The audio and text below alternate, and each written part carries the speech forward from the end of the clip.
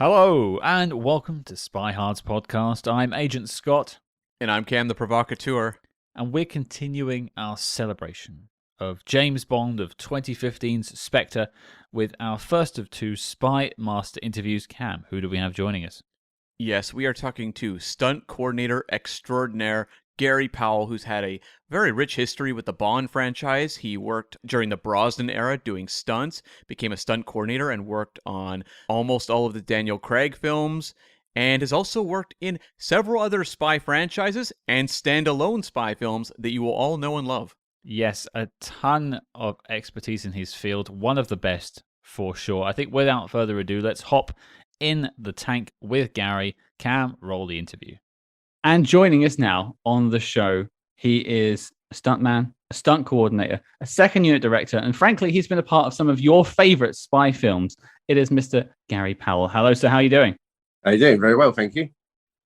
Welcome to the show. I mean, I honestly don't know where to start when it comes to talking about your story. There's so much to talk about, and we could do this for hours, but I know we've only got a limited amount of time. So the first question I always ask is, I know about the family connection you've got. What made you want to go into sort of stunt work originally? Well, funny, originally I didn't want to do stunts. I was more interested in special effects. As a kid, I used to love making models, especially like the old Second World War planes, and then getting hot needles and burning all the bullet holes in the wings and blowing them up there. So when I used to sort of bunk off school, as I did quite a lot with my brother, and I used to sneak off down the studios, I'd always go to the special effects workshops and sort of help out in there, like on the Spy Who Loved Me. I was in there and I was putting all the little plastic piping on the underground city, like the underwater city and all that sort of stuff. So I absolutely loved it. And for pretty much quite a few years, that's what I wanted to do. But as I got older, I was 14 then at the time, and as I got older, and, it just become an obvious choice to do the stunts because just the way I was brought up. And when you are, you had a number of credits before you even enter the Bond universe. What would you say, like, your special skills in the stunt world were? Like, what made you, like, stand out, say, from other stuntmen, or what kind of jobs would you take that you were, like, the best at? Well, I've always loved playing in vehicles, especially the bigger side and the more unusual stuff, like the tank, the crane in Terminator, the bus in Harry Potter, the boat in Bond. So I was always good at getting things that no one was thought possible out of things that should have been impossible to get them out of. So I sort of had a niche for that for some particular reason. Yeah, when I was going through your filmography, the crane chase in Terminator 3 really stood out. Like, that was incredible work. Yeah, no, we've done some good stuff for that. Being, it was a 50-ton crane. I was drifting it, doing 180s in it. We had some good stuff in that. Right. Well, you mentioned the bus in Harry Potter as well. I had always assumed they just shot that on a single decker, but did you use a double decker to do that? No, it was a proper triple decker. Yeah, the whole thing. It was a triple. Yeah, no, it was all built. What you see is what was there. Ah, I thought that was some tomfoolery. Okay. No. It was the real thing.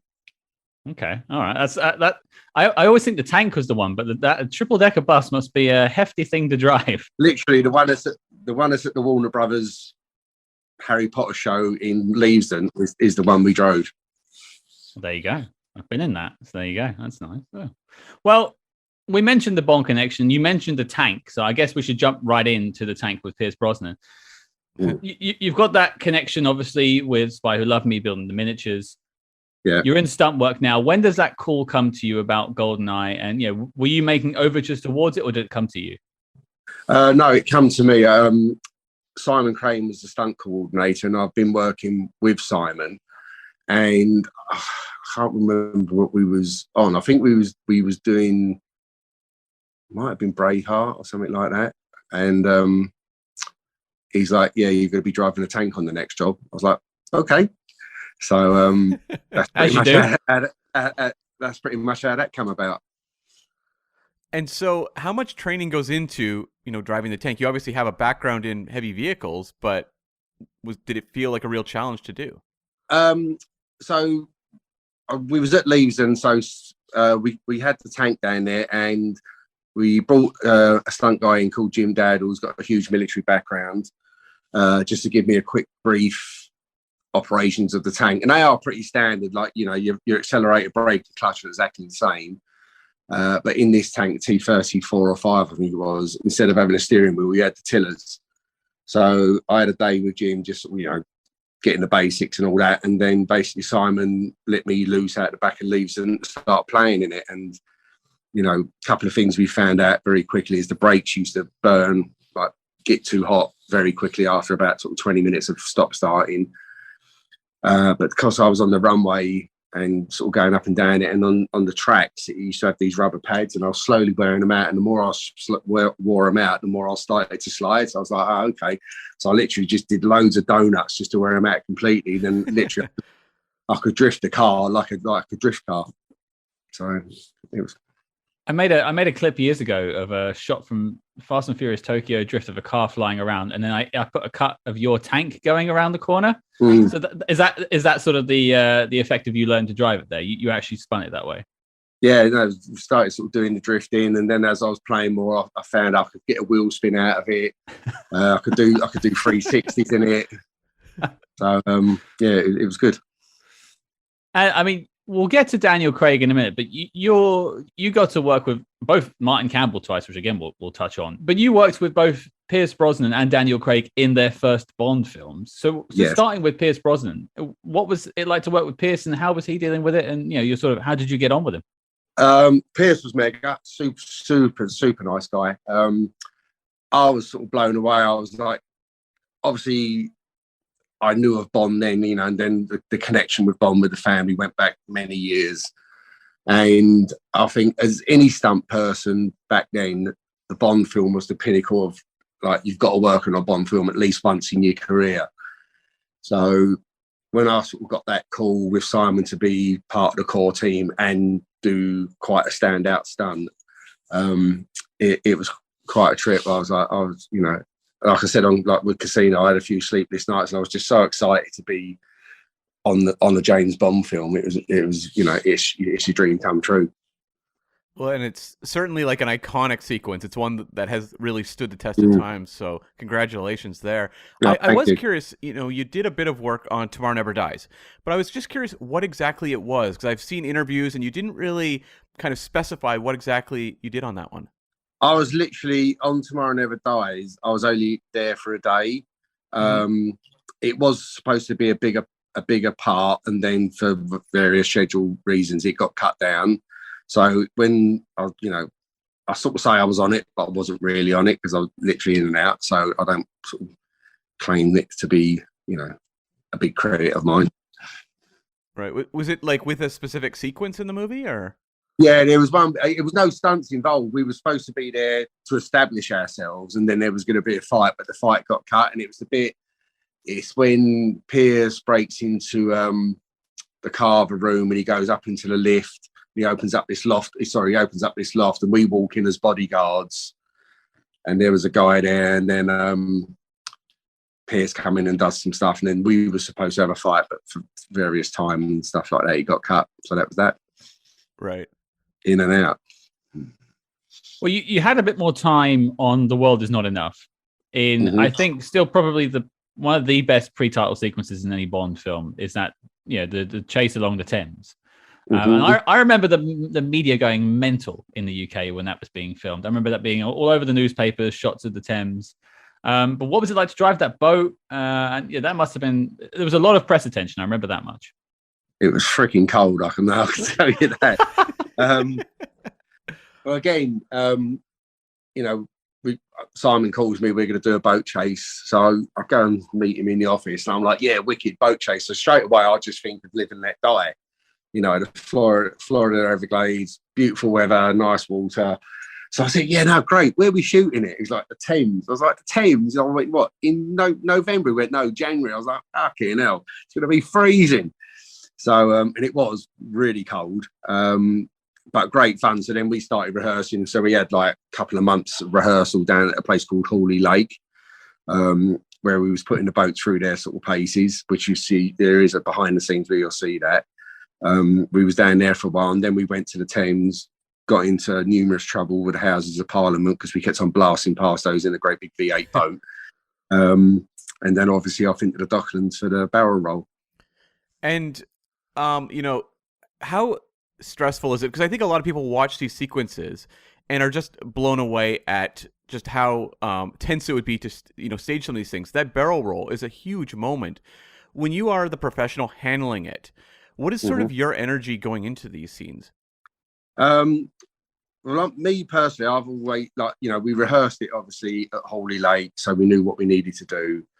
And then on the day, I sort of zone out to all the sort of chaos that's going on around you. And I just keep running it through my mind. It's like action. I've got to be at 4,000 revs. I've got to hit the ramp, hit the button. And that's literally all I was thinking. Hit the ramp, hit the button. So, you're sitting there, the cameras are getting ready. Generally, that's the point where you sit there thinking, why the fuck did I sign up for this? But I'm here now, so I've got to get on with it.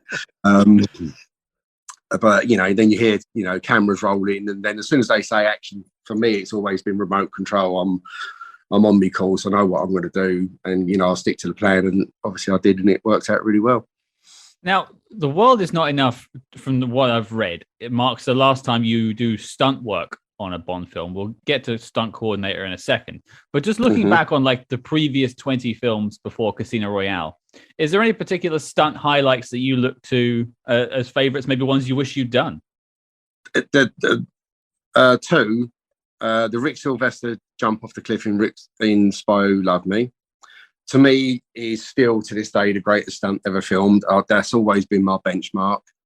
And the second one is, again, the barrel roll in And the Man with Live and Let Die.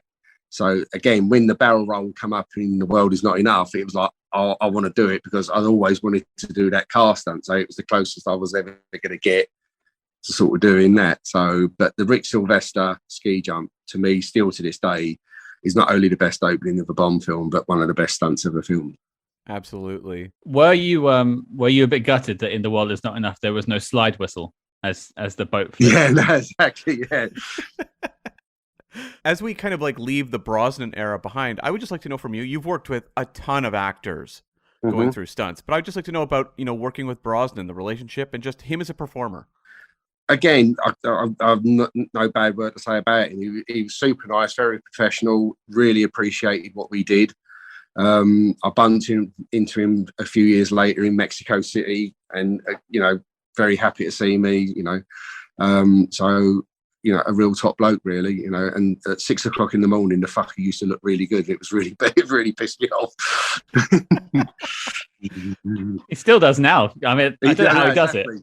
I don't know what fountain of youth he's drinking from, but yeah, you come into the studios and he'd just be like, and I'll be like, you fucking, like, you're all sort of dreary eyed, like fucking hairs all over the place when I had hair. And he'd just be freaking perfect. But again, like, super nice guy, very humble.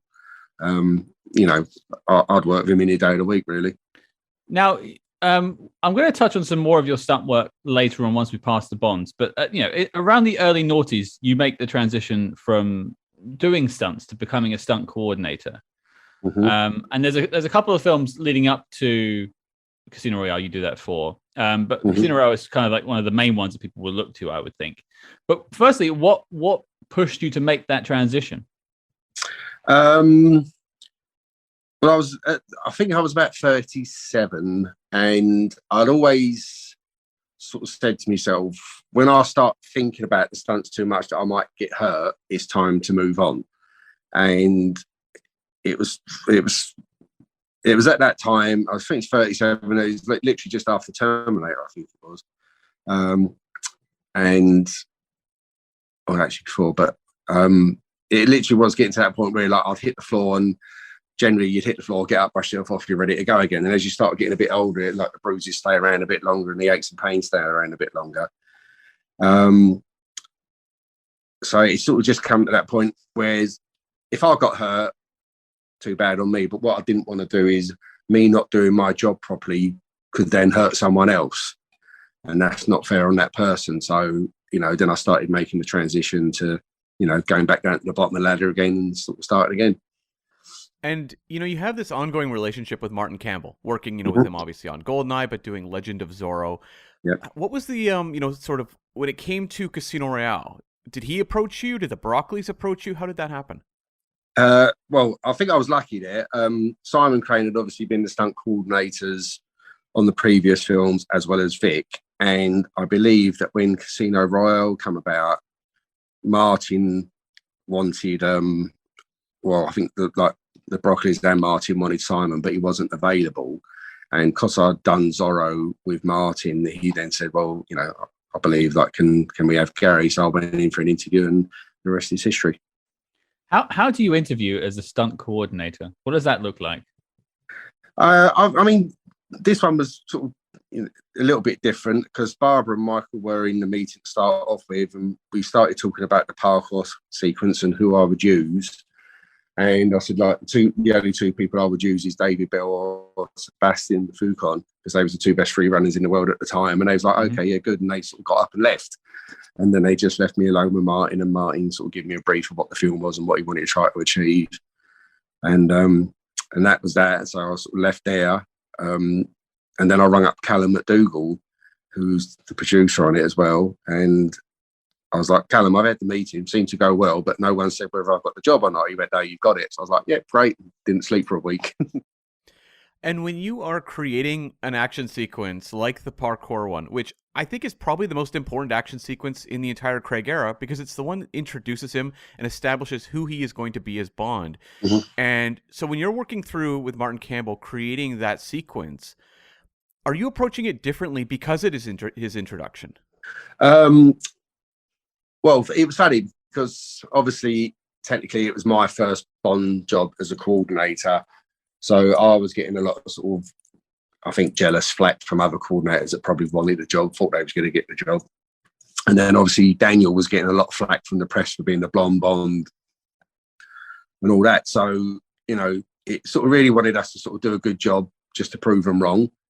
You know, and then in the meetings when I was sitting with Martin, you know, who I think if he's not in the running to do the next kick, like to kick off the reboot, I don't know why. He was giving me like basically this character, because we've now moved on from the Pierce, where it's a little bit more tongue in cheek. This was going to be a lot more down and dirty, a bit more gritty, and basically that Daniel's Bond was more like a bulldog that once he sticks his teeth into you, he's not letting go. So with the parkour chase, it's like, even though Sebastian in the character was a much more finessed free runner and all that, Bond was just not going to give up. So he, like, where Sebastian was going through vans and through holes in the wall, Daniel was making the holes in the wall. So that was the sort of brief, and that's what we approached it. Well, we've actually had Sebastian Foucan on the show last year at this point, and he spoke very highly of sort of the collaborative work with you and putting that chase together. It would just be good to hear your side of it, because we've heard it from Sebastian, but sort of what went into creating that sort of parkour chase? Well, so when I first got the job, we talked about the parkour chase and how Martin wanted his character to be, where it was just relentless. He was just, you know, he wasn't going to give up. So Michael Wilson had previously seen this derelict hotel in the Bahamas before when they'd been working there, and wanted to use that. And in the script, literally all that was in the script was Bond sees the bad guy. What follows next is an amazing foot chase. So myself, Martin, and a few others, we went out there, looked at the building. It was derelict, like literally nothing there. So he was like, okay, well, we need to put some more stuff there. So we walked around. And it was like, okay, we can put some girders there. Went back to England. We built a model of it. And we was looking at it, it's like, again, we wanted more height. So it was like, well, what can we do? It's like, well, you know, can we do a helicopter? So I said, well, the problem with a helicopter is, why is it there? It's a bit convenient. So it was like, then we put a crane there. So we put a like stick in there, like, we could do a crane. He's like, well, can we go higher? So I was like, well, yeah, but we can't go higher with that one crane, then have him jumping 40 foot to the ground, because it's just unbelievable. So we put another crane there, and we based the jumps from the crane to the crane to the roof on basically what David Bell could do, which was about 20-25 feet. So it was right on the edge of believability, but it actually had been done. He used to actually jump that sort of distance.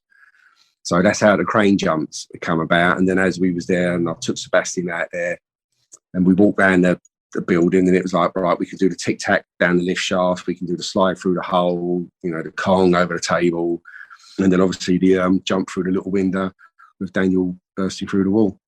You open with such a bang, and yet the movie keeps delivering. I was wondering if you could talk as well a little bit about, the car flipping with the Aston Martin, staging that, because obviously you set the record with that one. We did.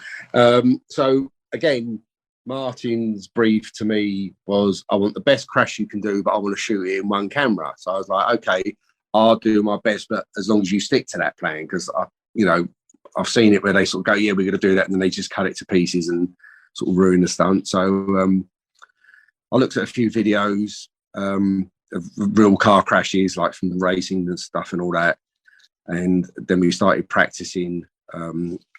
So we got an idea. We got a couple of small cars, so like 2 BMWs. Tried it, but then it's okay. The principle works, but that's a BMW.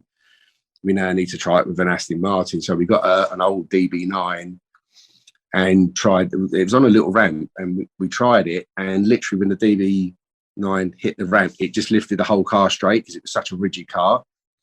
So it's like, okay, so that don't work. So then I've got Chris Corbold. I asked him to design me a special like cannon, and which he did. And then on the night we did the 2 versions. We tried the ramp because we had spare cars, so it's like, well, we'll try it, let's see what happens. And we tried it, and it didn't work. It just slid across the grass. So then we went to like the sort of the A game version, and then Adam Curley, who was driving the car, obviously did it and did an amazing job because he ended up getting a world record with it. Yeah.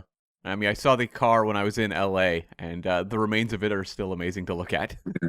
But the funny thing is the flip side of that, obviously, is when the Aston goes over the girl, and the girl in the road is actually my wife, Nikki.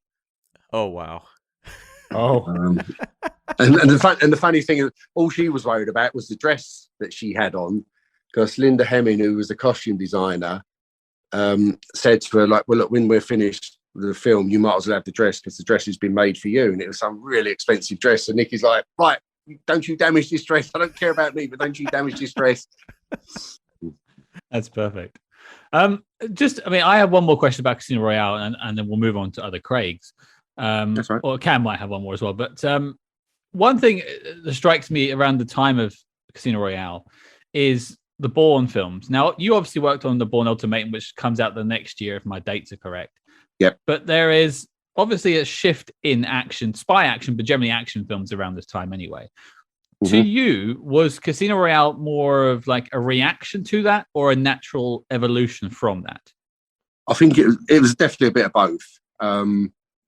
Obviously, when Bourne Identity come out, it really sort of turned the tables upside down with how you go about it with that more gritty thing, and obviously everyone loved it. So I think it literally set the new bar for how action films have to be. So I'm sure Martin took that on board, and it was always going to be, we wanted to make a more serious Bond. And I think that, the world had changed from, say, the Roger Moore days to, and then the Pierce and all that. I think, if you was to try and do the Roger Moore tongue-in-cheek stuff now, it sort of just wouldn't work as much as if you tried to play the Daniel back in the Roger Moore days. It wouldn't work. Like, say, Timothy Dalton, when he did it, I think he was before his time, I just don't think the audiences were ready for it then. So I think they definitely took it on board, as many other franchises did as well. So it's nice to have that challenge, though, because as I've said before, I've always liked a challenge. And, when there's other good people out there doing it, you all of you just elevate each other's performance all the time. Now, jumping into Quantum of Solace, which, feels, in terms of that sort of Bourne effect on action, feels a little more closer to it than Casino Royale did. Mm-hmm. I'm curious for you, does the job change at all? Like, does the approach change when you're staging, the stunts in action in Quantum? Sort of yes and no. When you're driving the cars, you're going fast. So obviously, we had a second unit director from the Bourne franchise, and he had a heavy influence on how it was going to be cut. It was obviously going to be cut a lot faster, like the Bourne stuff. And he obviously persuaded Mark Forrester to do that sort of stuff. Whether it actually went down well in the end or not is the audience's decision. Wasn't my cup of tea personally. But when you're there, you have to do what you're sort of told. So, I did. And I would love to know just a little bit about shooting in the burning hotel, because that looks like it would have been. Well, I would like to know from you, what was the day-to-day experience like shooting that? I mean, obviously, that it was a couple of big sets down at Palmer Studios. The real one was out in Chile,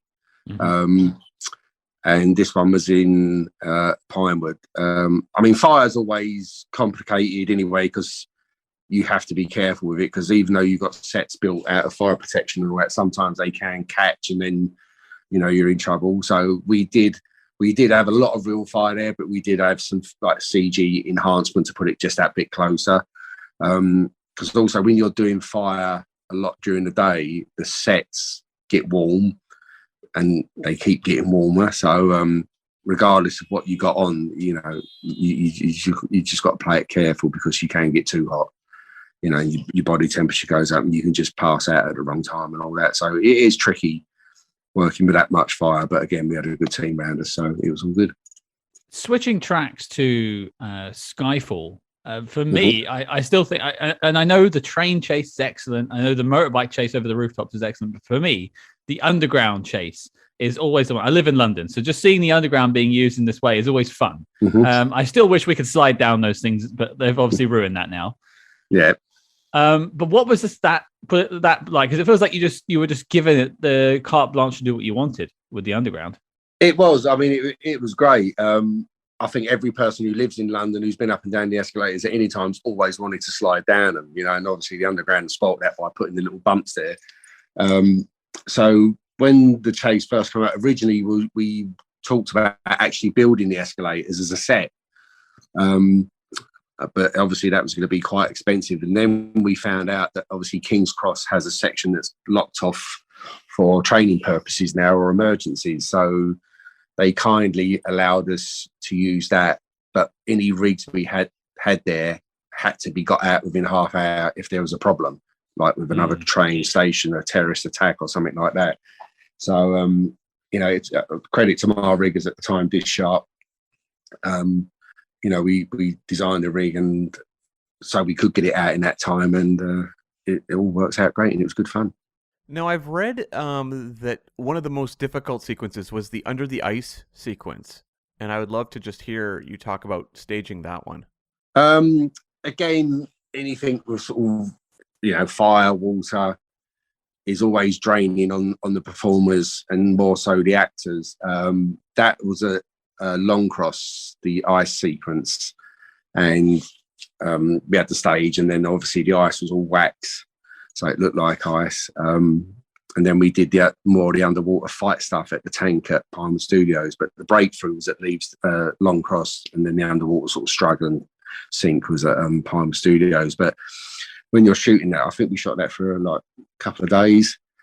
And when you're in the water constantly going down, coming up, going down, your ears get saturated, you know, you do get extremely tired. So again, credit to the actors and the performers for doing a good job. Now, you obviously, when you were working with Pierce Brosnan back on those films, I would say you were more like a compatriot. You know, you're working with him in the tank. You're his stunt double in the boat. Whereas with Craig, you're designing scenes for his character. It's a different job. What was your relationship like with Craig, and what was he like to work with?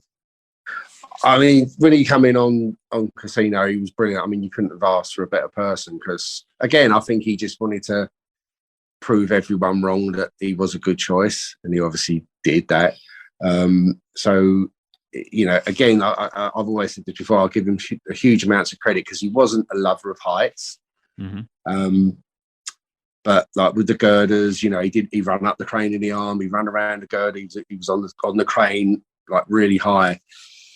And when someone does something that they're generally not comfortable with, I'll always give them credit, regardless of who it is, you know, because it's not nice. I'm claustrophobic and I hate being in sort of tight spaces. So, you know, for someone to be not comfortable with height, and then their first big job is all at height, it's a big undertaking. So, but he literally put everything into it, and obviously delivered a great job. When you're putting action sequences together for Daniel and for the other films you worked on as well, are you doing it with more like a what's the best action sequence we can have here, or are you doing it with more of a character? What am I doing with the character? Am I pushing them forward? It's a character. It's definitely character. It's always, for me, it's always been character, because it has to be his character that's doing it, or she's doing it, or whoever's doing it. You know, you can't have someone who's an average Joe, and all of a sudden they're doing some amazing things. It just wouldn't suit the character. So it's always character driven. Then obviously, you know, with Sam, we get a brief off of Sam of what he wants to see. You know, the original opening sequence was going to be in India originally. It's going to be it was going to be a bike chase, but sort of totally different because, you know, there wasn't a roof there. So when it changed to Turkey, I asked them if there was any rooftops that we could go on there. And they went, oh yeah, there's a big rooftop. So we went out there, and obviously we went to the Medina, and this rooftop was frigging enormous. So, you know, we walked around that, picked our routes, and put the bike chase up there, and obviously worked out really well. I would just like to ask about the big fight on the train, which is one of the most intense scenes in, I think, Bond history in terms of fights. I would just like to know, because I know that was a particularly grueling one for Daniel Craig, if you could just talk about filming that. Yeah. So when we went out to Turkey, we had to find train lines where there was ideally no overhead bridges, there was no overhead cables, and it's hard finding a length of track because, especially if you've got cameras on there, because you have to sort of get up to speed, which can take up to a mile on some trains. You do your action, and then you've got to slow down, so you can't have any obstructions in the way, like trees and that. You have to be careful of those. So we had to spend quite a lot of time looking for all the routes, then blocked all the fight out, got the okay from Sam for the fight, and then we started putting Daniel through it. And again, there was one particular bit where he goes over the bridge, obviously, then gets shot. Originally, he wasn't going to go over the bridge because when you was on top of the train looking down, you couldn't see the bridge. You could literally just see 400 foot down, and it was quite sort of, fucking hell, I'm really high here. So we always done sort of fight, and just as we got to the bridge, we'd slow down. And we were sitting there one day when we just stopped, and he's like, I could go across that, couldn't we? I mean, we definitely could. I said, you don't have to. He went, no, I'll do it. I want to do it. So I was like, right, let's go. So I let Sam know, and he's like, yeah, great, let's go. And we went across there, and he was literally doing a fight, turning around and all that on the bridge, which was freaking mega. Before we pivot into your other spy work, I suppose just looking back on your time with Bond, both as a stuntman and as a stunt coordinator, because obviously I asked you about ones before your time. Mm-hmm. Is there a scene that you put together or you worked on that you're sort of most proud of? I mean, obviously the opening sequence for Casino for me is sort of the icing on the cake, really, because, you know, when we was doing the film, you know, you're under pressure because you're now doing James Bond, and it's like, it's massive, you know, so you're going to be judged forevermore on what you do there. So the first thing you definitely don't want to do is bugger it up. So, you know, you put a lot of pressure on yourself, and then just for the job and just, you know, being passionate about it, you want to do the best job possible. So when we was doing it and we were shooting it, you sort of hope it's good, and you think, yeah, you know, that jump looked good and this looks good, but it's not till it's, you know, and even Barbara's like, oh my God, this is great. It's not till it's sort of, and even when I went to the Royal premiere and we watched it and everyone claps, it's like that, you know, realistically they'd clap if it was a pile of shit. I went to the public cinema the following weekend, and just to listen to what the Joe public would listen, like when they was watching it, and like the reactions and the comments from it was like, okay, yeah, no, I've done a good job. So it was good. Well, I mean, you don't need to hear it from me, and I don't speak on behalf of many people, but I can say from at least a good handful, you smashed it. No, appreciate that. Thank you very much. Some people need to hear it, and I think you should. But I was just saying, like, you know, obviously there was me and Martin sort of designed it, but there was a lot of other people involved across the board, like Chris Lowe, and then, you know, all the special effects boys and everyone. It was definitely a mega team effort from everyone. Yeah, and obviously Daniel and Sebastian as well. So, absolutely. We interrupt this program to bring you a special report. Calling all agents. Independent podcasting, much like the spy game, requires considerable resources. Whether it's research, equipment, hosting, or of course constructing a top secret volcano lair, we're putting out the call for your support. That's right. As you may know, we've activated the SpyHards Patreon, home of our ever-growing lineup of Agents in the Field episodes where we decode non-spy films from your favorite spy actors and full film commentaries with more intel than a Basil exposition briefing. Cam, what have we got in our crosshairs this month? Look, it's a bird. It's a plane. Nope, wait, it's our coverage of 1978's Superman the movie dropping, and we are going to debate if we still believe a man can fly. And if that sounds delicious, then become a true SpyHard today and join the circus at patreon.com/SpyHards. But before this message self-destructs, Cam, resume the spy jinx. Well, let's just come away from Bond then. You obviously worked on a lot of other spy films outside of Bond. And I suppose the main question I have for you is, like, looking back on, say, the stunt work you did on the Mission Impossible, Saint, what's the sort of difference in working on action sequences in those films compared to the Bond films? Well, Mission Impossible, I did the first one. So it was nice to be involved in it because I used to love the TV series. And Tom's obviously taken it way further now. I mean, it's mega. I love it.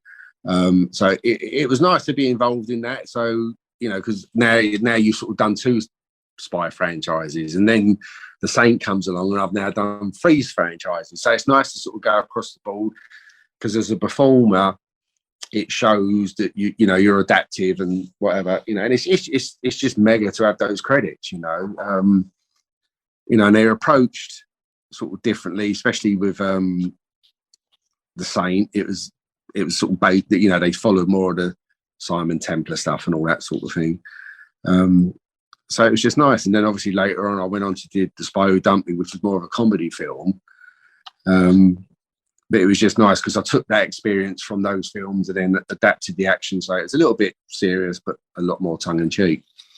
And I would just like to know, you know, you worked on, obviously, the Bourne Ultimatum and then also Jason Bourne, what it was like just working with Paul Greengrass and kind of working with his sort of approach to action. It was actually funny because I literally finished on Bond on the Friday and started Ultimatum on the Monday. And I go and have a meeting with Paul, and literally said, whatever crap you've been doing on that job, you're not doing on this job. So I was like, okay. So yeah, again, it was like, even though Bond or Casino was a lot more gritty and down to earth, Bourne was way more down to earth. Like, we still had to do spectacular stuff, but it was 100% had to be believable. Couldn't be like over the top stuff and all that. So, you know, we had to sort of start going through the process of the fights again, and like the motorbike stuff when we was doing that, when we was doing, like, you know, the chase through Tangier, that again, it had to be a believable thing that he was doing on the bike, not, wow, that was unbelievable, but it was great. I mean, for me, the Bourne Ultimatum is up there, potentially one of the best spy films of all time. I think the action is what does it. That jump, the Tangier chase, is the one I always reference, and yeah, I tip my hat to anyone involved. A follow-up question to everything, really, and sort of tying it all together towards the end, as I know your time is short. There's been a transition over the years into more CG. We look at what happened with Die Another Day, for instance. That really went heavy with the CG. It didn't work for a lot of people. It worked for some, and yeah, if you enjoy it, you enjoy it. That's fine. But you know, you're working in Second Unit now. You do some stunt coordinating. You've just finished on Quantum Mania, that's coming out later this year, early next year. That's a very CG heavy film. And what's that like working with CG? Do you prefer more practical stunt work, or, you know, how are you dealing with that transition? Obviously, I'm definitely a more practical stunt coordinator. Obviously, with certain franchises like, say, Ant-Man and Quantum Realm, it's a CG world. That world doesn't exist, so we have to create it CG. Things like Jurassic Park, obviously, you know, they create the dinosaurs and all that. Where it sort of, I think, loses credit is when they do it in a sort of, say, modern day film and they use CG. You know, like the Fast and Furious franchises, I get it, they're fun, but the stunts are just too over the top. And I know they do a lot of stuff for real, but then they put so much CG around it, it takes away from what the actual real stunt people are doing. So I still prefer to do stuff for real, and I think the audiences do. And I think when you look at, say, Top Gun Maverick, which came out this year, it proves that they still like doing, like the audience still loves people doing stuff for real. I always remember that anecdote of Timothy Dalton saying he wanted to be seen on the plane, and it just makes people feel like it's real. And Daniel Craig on the train in Skyfall, it makes a difference.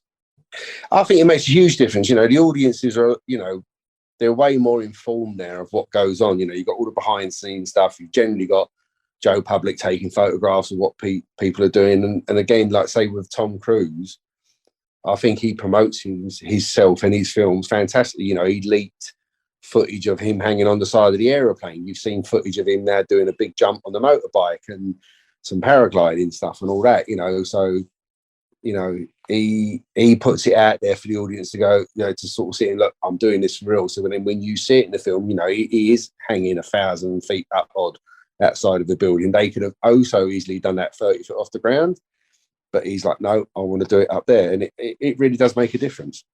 The Spy Who Dumped Me is the most recent spy film you've worked on. I mean, The Saint had a funny side to it, but really, I think it's the closest you've got. It is a comedy, really. What's the difference in working on something like that with stunts compared to a Jason Bourne, a James Bond? Again, it's just the approach. It's slapstick. So when you're sort of doing stuff, you know, say we're in a Jason Bourne film, he picks up the pen and stabs someone. In the Spy Who Dumped Me, it could be a banana or something like that. It's just a little bit more literally funny, tongue-in-cheek stuff. So it's just looking at something where you could put a comedy moment in it, where you can do a strange look or something like that. Again, it's a challenge because, you know, you can so easily get it wrong. So, you know, it's just as challenging to do a comedy as it is to do a real film, if not sometimes harder. And I would just like to know, you know, you've worked with Martin Campbell for a long time now, and it sounds like might be working with him soon again. And I would just like to know about that evolving relationship. What is it about him as a director that you've really connected with, and what kind of, you know, has caused this to keep working? I mean, as a director, you know, I still think he's one of the best I've ever worked with. He's got such a fantastic work ethic. You know, he's the first one in the office in the morning. He plans everything in advance. He can definitely make decisions. You know, he's great with story, and I just love his energy. You know, he's ever since I met him in '95 on GoldenEye to now, he's still got the same amount of energy and buzz around the set and all that sort of thing. So I just love it that he's been doing it that long and he's still that passionate about it. So yeah, I love him. Putting the Bond movies you guys did together aside, do you have a favorite sequence working with him that you've put together? Well, for me as a performer, the tank chase was like so much fun. Like, you know, when we was rehearsing at Leavesden, I used to go in there and, like, you know, they'll have like different walls made out of different materials for me to smash through in the tank to see which one actually looked best on camera. We'd have like dozens of cars there for me to drive over to see which was like how they would react to the tank going over them. So, you know, as a stuntman, being asked just to come into work and just smash things to pieces on a daily basis, it sort of doesn't get much better than that. And then obviously to be driving a Russian tank around St. Petersburg and getting a police escort to set is pretty much top of the list, really. But outside of like the Bond stuff, like with Martin Campbell, you know, some of your other collaborations, does anything jump out? Whether it's, you know, Green Lantern or Zorro was a great one. We did some real stuff on that. You know, like with the chariot chase. You know, we were smashing through walls with the horses, and then we had his double running across the rooftops doing somersaults, trampolines. That was some good fun on Zorro. One thing I like to ask people when they have a massive filmography, like you've worked on loads of different films, is sort of why they are where they are. So you've now recently started going into second unit direction. You started it with sort of Spectre and Skyfall, and I read recently that's kind of what you want to start doing more full time now. Yeah. Why that transition? To be truthful with you, I sort of got a bit bored of the stunt side of things. I've been very lucky to been on the job as a performer and a coordinator to have been on the jobs that I've done. So I just really needed another challenge. And I sort of got to it on Spectre, where even though we'd done some amazing stuff, none of it was really challenging for me. and it should be. Mm. You know, so I just got to the point where I could just do it easy, and it was like, okay, I just need another challenge now. And I had been doing stunts for close to 30 years, so I think the batteries are sort of wearing out a little bit, and I just needed a new kickstart. And the second unit is that. So hopefully I can sort of climb up the ladder again and do just as good as I did as the other two. Is there a particular genre you'd like to get a chance at second unit directing a bit more? Is it like spy work? I mean, obviously, I'd love to do the Bond. Yeah. You know, the top of the list would always be Bond. You know what I mean? It's a passion thing for me. I've loved it since I was a kid, and you know, if I had the opportunity to do that, it would be mega. You know, but I never thought I'd get the opportunity to be a performer on one, and I did that, and then to get the job as a coordinator was like someone pinched me. I've got to be dreaming, you know. So if I get a strike free, then it'll be unbelievable. But you know, if it comes around, great. If it doesn't, I'm not going to complain because I've had a great time so far anyway. So hopefully we'll see how it goes. Many people, including yourself, have campaigned and lobbied for Martin Campbell to take up the next Bond 26. So if that's what's happened, you've definitely got someone in your corner. 100%. I mean, you know, if he was doing it, I don't think it'd be a bad decision. You know, because you look at the two he's done. GoldenEye was great. Casino was better. I'm sure he'd carry on the trend. You know, I think the audiences will love it. You know, he has. You know, I know he's been around a while now, but he's aware of the world and the changes and all that, and he adapts to it really well. So, you know, I'd love him to give him the call. Even if I didn't do it, I'd love him to get the call for him to do it. Mm. Well, looking back on your filmography, apart from the films we've spoken about, obviously people have seen the Bonds, people have seen the Bournes. Is there a particular film you worked on as a coordinator or as a stuntman that you were really proud of that people didn't get enough, didn't see enough, you'd like to send people to have a look at? Braveheart was definitely one of them. That was one of the most fun films we'd ever had. I mean, the fun we had on set was brilliant. The social time, everything was just fantastic on that job. You know, Mel, all the actors, from day one to the last day, we had a really good time on that, on and off the set. So definitely that one. And then I think like the hardest job I ever did was Titanic. Because that was just like 100 miles an hour from day one to the last day. It was mega. So that was good. I mean, I've been lucky. I have been so lucky to have done the films I've done, like, you know, Dalmatians, the Mummy films. There's been such a wide range of stuff there. Like, I have really been lucky. Well, speaking of lucky, you're currently working on something right now. We briefly mentioned, but can you tell us anything about what you're working on currently? It's I'd say the closest sort of film to match it to is like a Black Hawk Down. Eva Green's the lead in it, so it's more of a girl-based film. Modern day, obviously. It's Iraq and like basically like Delta teams and stuff like that. Is probably what I can give away at the moment. Okay. And the final question that we always ask, and this has gone everyone on the show, from John, Glenn, Nicholas Meyer, they've all had the same question. We talk about spy movies every week. We want to know, Gary, what is your favorite spy movie of all time? Really, I think it has to be Diamonds Are Forever, because it was the first Bond film I ever see. So, and even I went and see it and didn't really know because I was only young, obviously really young at the time. And I didn't know the connection with that film to like me dad at the time and my uncle. But I just loved it, especially the car chase in Las Vegas. So I would always wanted to go to Las Vegas just to see the streets where they did that car chase. So that one really sort of stands out as that sort of what put the hook in my mouth and got me caught for the Bond franchise. So I would say that one, really. Hey, you're the first person to say Diamonds Are Forever, so credit there. Have you actually gone to Las Vegas and seen that street since? I had, yes.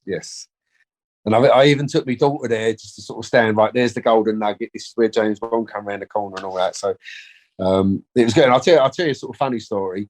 So we was in Los Angeles and Daniel Craig come around my house when we was living out there. And we came around because we was talking about one of the films. It was either Spectre or Skyfall we was going to do. And Zara was there, and I can't remember how old she was. She wasn't that old, she was like 4 or 5, something like that. So she was there, sort of, just didn't have a clue who he was. So Daniel left. So then later on, I put on Casino Royale. So she's sitting there. She's like, James Bond. James Bond's been around my house. So I was like, yeah. She's like, oh, wow. So, that's quite a funny one. You've cited Roger Moore, Bond films. You've worked with, Brosnan and Craig. But if you yourself are sitting down to watch a James Bond movie, which Bond actor kind of grabs you the most? Well, I could definitely, if Live and Let Die is on A Man with a Golden Gun on, I could ever so easily watch those from start to finish without a problem. Probably the same as You Only Live Twice. They're probably 3 of the films that if they're on, I can sit down and just drink a cup of tea and watch the world go by with them. Awesome.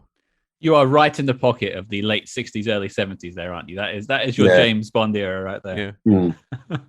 Yeah, definitely. Well, you are hard at work shooting a film right now, so all we can say is thank you, Gary, for your time. No problem. It's been an absolute pleasure. You mentioned luck earlier. We're the lucky ones to have you on the show. So honestly, thank you for your time. Yeah, again, if you ever sort of think of other stuff, I'd gladly come back again. Not a problem.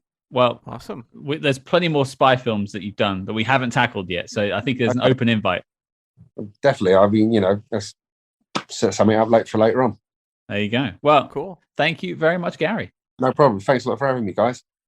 There you go, folks. That was our chat with Mr. Gary Powell. I want to firstly thank Gary once again for taking the time in the middle of shooting a film to talk to us about his breadth of experience in the world of stunts. I also want to thank you all for listening. I want to thank Mr. John Orty from Behind the Stunts for helping put this one together. He put us in contact with Gary when we recorded this actually last year. So there's a couple of references that don't quite make sense time-wise. I hope you don't mind that too much. But we wanted to save this one for Spectre. But yes, thank you, John, for your help. And if you like what you heard on this interview, feel free to check out all of our other James Bond interviews in our back catalogue. Over 50 SpyMaster interviews at this point. Plenty for you to check out. But Cam, what did you think? This was a ton of fun. And it's the sort of interview that I never really thought about when we launched this podcast. You always think of, say, the actors, the directors, right? But Gary Powell's influence over the films that I grew up on and that I continue to love is really profound. I talked about him doing stunts early on. Say, he talks about working on GoldenEye, and then the first Mission Impossible movie. But then, becoming a coordinator and working through the Craig era. And now as a second unit director, working on things like Quantumania, which, I saw in theaters recently, and also The Spy Who Dumped Me, which we really enjoyed on the show. He has a very rich filmography that has become such a part of my life, and I never really realized it till I did the research for this one. It's something that I've really begun to appreciate over the journey, over the course of doing this show. Now, you've got a history in working in sort of TV and production, so you know a little bit more about how the sausage gets made. I've just been a casual viewer of films my entire life, so I've got to learn what these roles are and what they contribute to films. And I don't think, if you'd asked me when we started the show what a stunt coordinator did or was, I'm not sure I could tell you, nor would I have necessarily appreciated their contributions to our favorite films. But it's interesting, you look at some of the films he's put out there, also happen to be on the knock list, so he's clearly had quite a good influence on this show and on the course of spy movie history, and just how important having a visionary stunt coordinator like Gary helming your film is. And it's been eye-opening for me to have these discussions with filmmakers like Gary. Especially when you're talking about something like the Bond franchise, which, when people talk about Bond movies, it's very often about the set pieces. For example, the big stunt at the start of The Spy Who Loved Me, which Gary mentioned is one of the all-time great stunts of all time. Sure. And that's a lot of all time right there. That is a lot of all time. It deserves it. That opening sequence is iconic for a reason. But, I mean, when we talk about Bond, it's those set pieces. And Gary has played such an instrumental role in achieving these. You look at that opening parkour chase in Casino Royale. that defines what the Daniel Craig era is going to be in like 5 minutes of screen time right off the top of that movie. Mm-hmm. And, he plays such a key creative role in shaping that with Martin Campbell. And we still talk about it. We did interviews about that sequence when we covered Casino Royale. That's what we primarily focused on in the interviews you did. And just the impact he's had in creating these set pieces that are going to live far beyond the lives of him as well as us. These names keep popping up when you look into the credits of the films, and Gary is one of those names, and he's helped shepherd a transition in action filmmaking and in spy action filmmaking, I suppose, as well. From, you just look at GoldenEye and you compare that to Casino Royale. Completely different films in many different ways, but one of those ways is the stunts, is the action. And Gary has been pivotal in that evolution. And it's just fascinating to hear from the man himself just how much he cares about it. Yeah, as I mentioned, Spy Who Loved Me, he was doing behind the scenes stuff on that as a young man trying to get into like model making. He loves this franchise. His family is a part of this franchise, but he has been helping it grow. Much as some people may not like the Daniel Craig films or the later Pierce Brosnan films for various reasons, I think most people can all agree that the stunts in Bond films have never been a letdown. Even the things like Die Another Day, you take away the tsunami surfing, put it to one side, it's still full of great stunts. That opening stuff in North Korea is fantastic. Well, you also, when I look at the Craig era, let's think about the criticisms for the action. It's the editing. It's people talking about the editing of Quantum of Solace action in particular.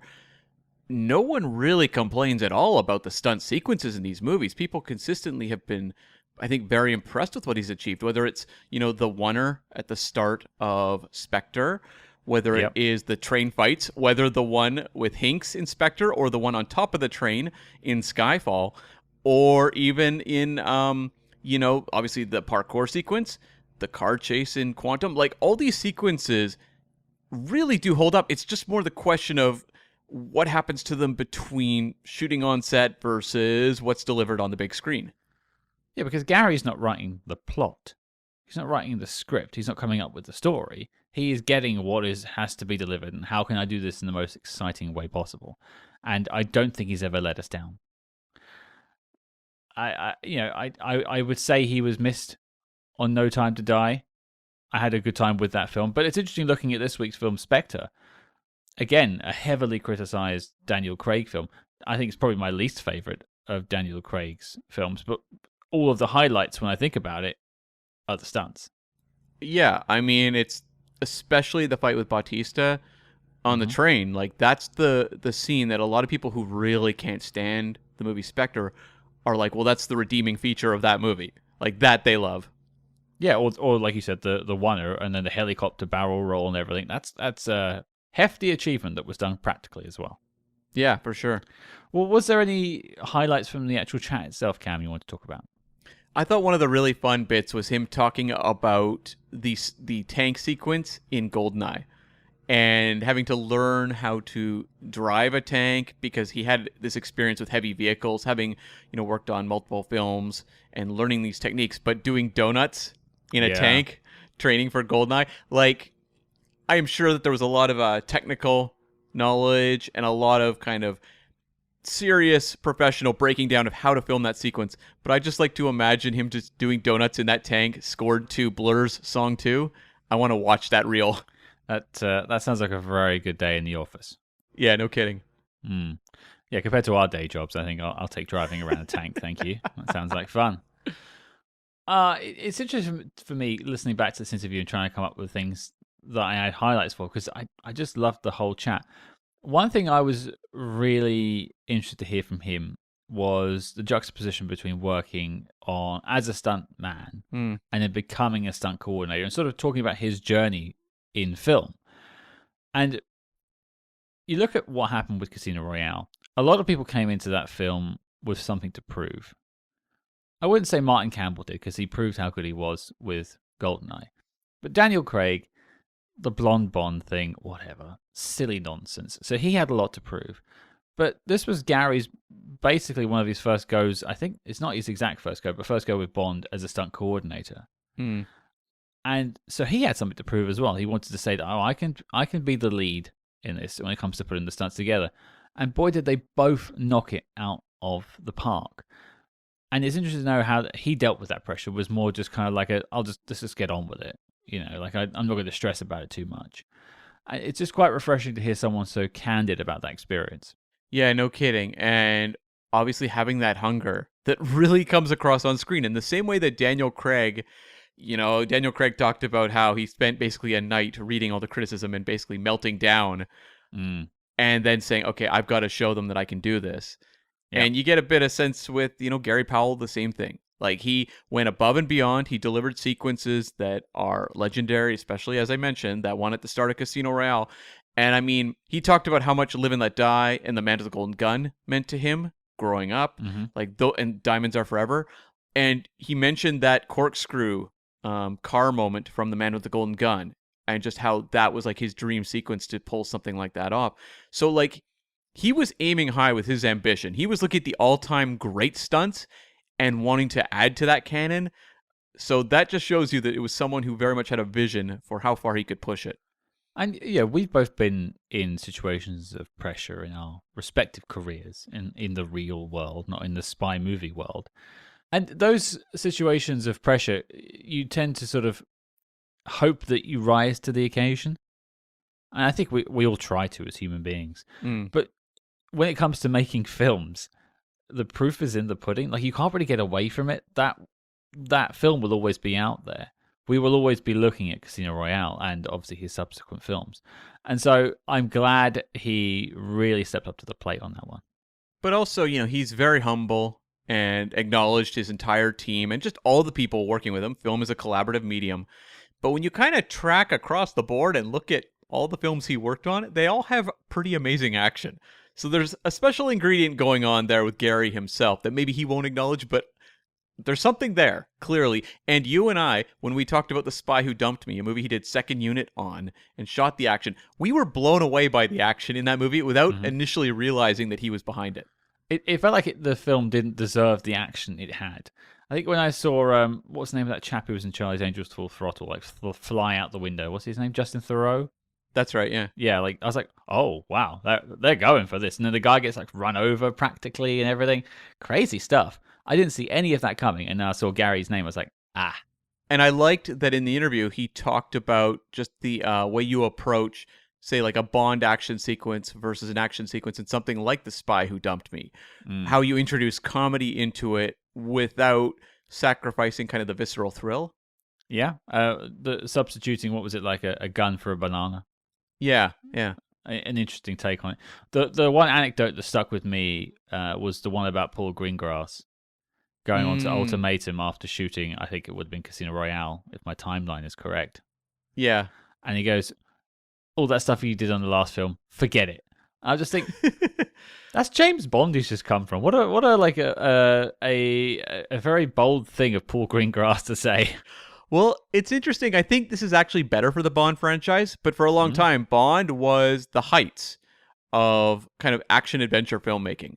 Like, you didn't really compete. You'd have some competition in the 80s with the Indiana Jones films. Sure. But Bond for the 60s, 70s was like kind of like the peak of what they achieved. And since then, you've had more competition. You had Indy in the 80s, as I mentioned, but then you get those Bourne films. Yeah. And, you get stuff like John Wick. There's been competition butting up against Bond. Mission Impossible, of course.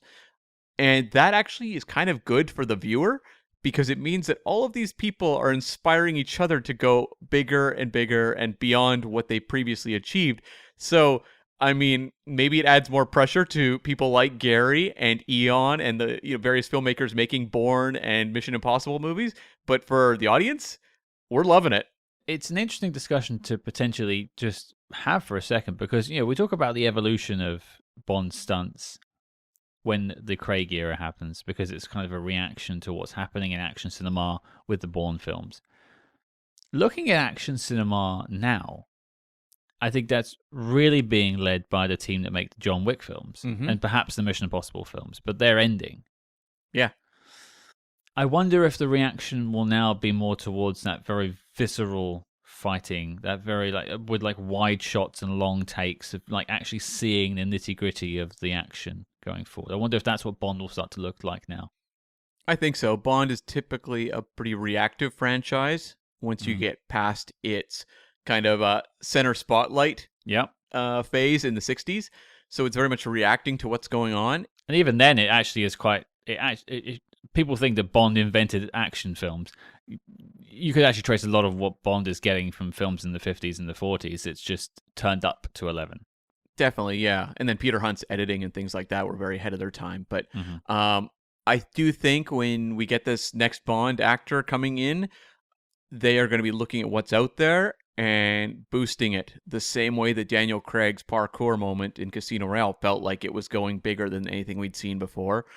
And, Gary is available for second unit, so make it happen. And I guess Martin Campbell's probably available to shoot the film, but we'll see where that goes.